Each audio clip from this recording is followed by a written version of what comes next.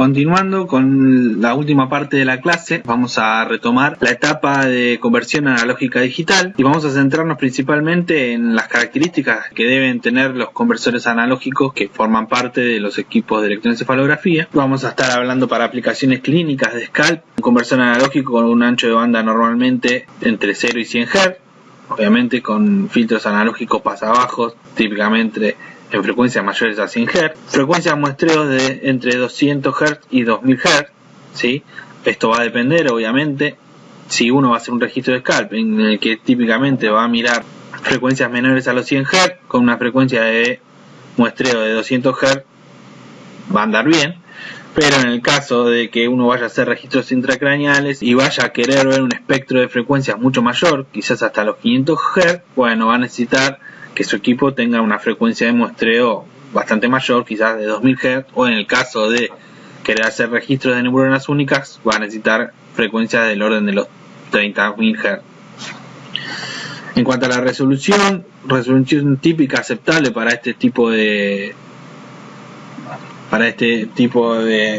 equipos es de entre 12 y 16 bits, y los rangos de amplitud básicamente son de 1024 milivolt con 12 bits de resolución, es decir que cada escaloncito va a representar 0,5 microvolt. Bien, ¿por qué hacemos hincapié en la etapa de almacenamiento ahí en disk? Bueno, principalmente porque en el caso de estudios de video electroencefalografía, donde uno adquiere el electroencefalograma sincronizado con el video, generalmente estos estudios ocupan varios días, al menos 5, ¿sí? Esto implica que va a haber un gasto o una demanda de memoria de almacenamiento bastante importante, ¿sí? Entonces, cuando uno va a proponerse, por ejemplo, instalar o generar una unidad de este tipo con un video de electroencefalografía, uno tiene que tener en cuenta que sus computadoras con las que básicamente va a manejar estos equipos va a tener que tener una cantidad de almacenamiento disponible adecuada al menos por varios años. Por ejemplo, un eje típico de 21 canales a una frecuencia de muestreo de 256 Hz durante 15 minutos a 16 bits ocupa 10 MB, ¿sí? Ahora bien, por ejemplo, los estudios que se realizan en la unidad de video electroencefalografía del Hospital del Cruce, generalmente, en el caso de los estudios invasivos, generalmente adquirimos las señales a 2000 Hz, en el caso de lo que son macroelectrodos intracraneales, y a 30.000 Hz, en el caso de lo que son microelectrodos para registro de neuronas únicas. Esto lo que nos lleva es a tener un gasto computacional muy elevado. Generalmente utilizamos hasta 1,5 terabytes en aproximadamente 7 días de registro. Es decir, tengan en cuenta que los recursos de almacenamiento son muy importantes, o sea, tener en cuenta la cantidad o el flujo de estudios que se van a realizar en una unidad es muy importante a la hora de decidir qué tecnología se va a comprar o qué tecnología se va a implementar en dicha unidad, ¿sí? Obviamente después hay distintos tipos de discos, magnéticos, ópticos, de estado sólido.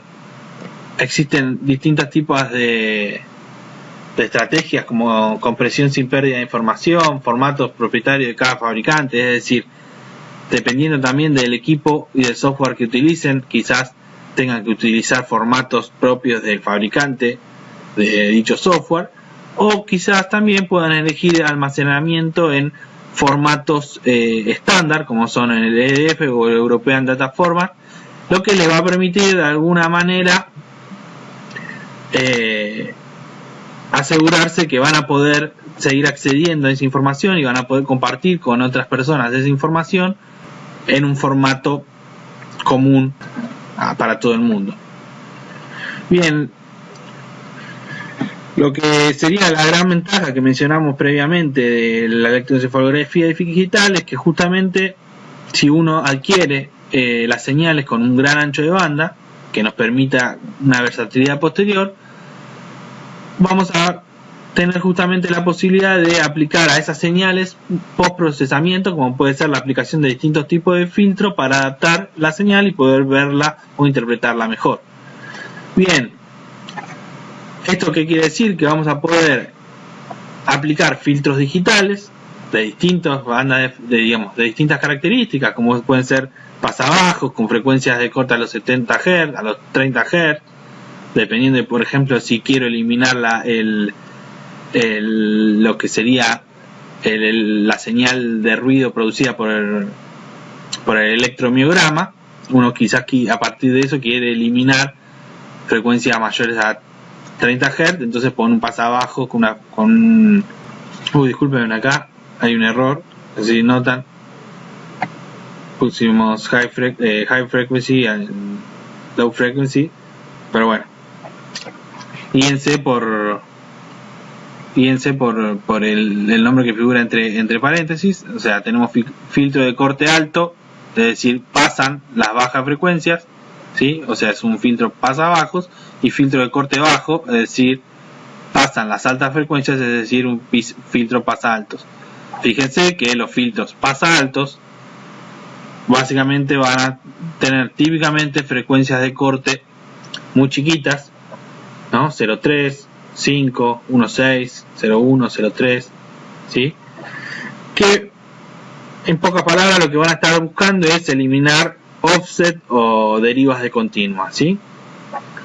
Y por otro lado, bueno, vamos a poder aplicar, no sé, por ejemplo, lo que hemos mencionado ya previamente, filtros notch o elimina banda para eliminar todo lo que sea ruido electromagnético producido por la línea de alimentación. Hablando un poquito de las ventajas de estos filtros digitales, como son filtros que se diseñan, que nosotros podemos diseñar offline, ¿sí? Podemos diseñar su función transferencia. Los mismos van a tener ciertas ventajas, como poder tener una fase lineal, frecuencia de corte fácilmente variable, combinando constantes numéricas, y además va a tener la gran ventaja que el filtrado propuesto por dicho filtro va a ser exactamente igual para todos los canales aplicados. Bien, la etapa de visualización obviamente va a constar de la configuración de montajes, referencia y cantidad de canales. Va a constar de una etapa de configuración de la amplitud o del rango de excursión de la amplitud de la señal, ¿sí? Es decir, la sensibilidad que uno va a tener que definir, filtros, escala del tiempo, cuántos segundos por página vamos a observar. Va a haber herramientas de medición que nos permitan ver amplitud, tiempo, etcétera. Típicamente lo que trae cualquier software de visualización, acá tenemos en este caso el STLA, son distintos tipos de herramientas que vamos a poder aplicar y nos van a dar mayor versatilidad en el análisis de dichas señales, gracias a que justamente son señales digitalizadas. Bien, entonces medio que esta diapositiva resume lo que venimos diciendo.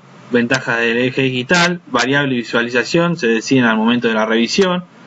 Podemos hacer un postprocesamiento. El almacenamiento es mucho más económico que en el caso de un eje analógico digitalizado. Y bueno, obviamente todas las facilidades de trabajo que nos permiten el formato digital, tanto almacenamiento, postprocesamiento, versatilidad en la visualización para el momento de la revisión, etcétera. Bien, es importante en términos de seguridad hablar algunas cositas de lo que es la seguridad eléctrica de los equipos. Cuando uno mira los manuales debe estar, obviamente, asegurarse que dichos equipos estén certificados por ANMAT, es decir, en el caso que estemos en Argentina, o por algún ente u organismo superior, como puede ser la FDA, ¿sí? En el caso de equipos importados. Reglas básicas: los equipos deben cumplir con los estándares de seguridad eléctrica nacionales e internacionales. En este caso, en el caso de Argentina, es las normas IEC 60601. Y hay que tener en cuenta que no todos los equipos sirven para registros invasivos. Hay equipos que son solamente aptos para registros de scalp o externos, y hay otros equipos que están certificados para los dos usos. ¿En qué varían este tipo de equipos? Bueno, básicamente en que los equipos registrados para uso invasivo están certificados bajo normas en las cuales se realizan ensayos de seguridad eléctrica más exhaustivos que para los equipos no invasivos, ¿sí? Básicamente a los equipos invasivos se le realizan ensayos sobre corrientes de fuga o corrientes que pudiesen ocasionar algún riesgo o daño al paciente, mientras que para equipos no invasivos estos conceptos son un poco más laxos, ya que de modo externo la corriente de fuga que pudiese perjudicar a un paciente tiene que ser de una amplitud mucho mayor. En cambio, en un registro invasivo, si existiese una corriente de fuga que entrase al cuerpo del paciente, con 10 microamperes uno ya puede ocasionar daños importantes en el sujeto. Bien, en términos de fuentes de ruido en el registro, de por sí, uno tiene que tener en cuenta que va a haber un electrodo de referencia, muy típicamente utilizado en el mastoide. Dicho electrodo de referencia va a ser la referencia común para los amplificadores diferenciales que toman todas las señales eléctricas, ¿sí? ¿Esto qué implica? Que si este electrodo tiene mal contacto o está vulnerable a ruido electromagnético, va a contaminar todos los canales, porque es el canal con respecto al que se miden todos los electrodos, ¿sí? Es decir, vamos a tener, por ejemplo, CZ, el amplificador diferencial, que va a hacer, va a medir CZ menos electrodo de referencia, ¿sí? Es decir, que si este electrodo de referencia tiene ruido, nos va a arruinar todo el registro. Por otro lado, va a estar la tierra paciente, típicamente colocada en la frente para el registro de scalp, que básicamente consiste en una inyección de corriente a contrafase, que lo que busca es contrarrestar potenciales estables y variables como interferencia de línea. Es decir, si existiesen artefactos o ruido electromagnético que afecta al registro, la idea de la tierra paciente es inyectar ese mismo ruido en contrafase, ¿sí? De modo que se contrarrestre y anule.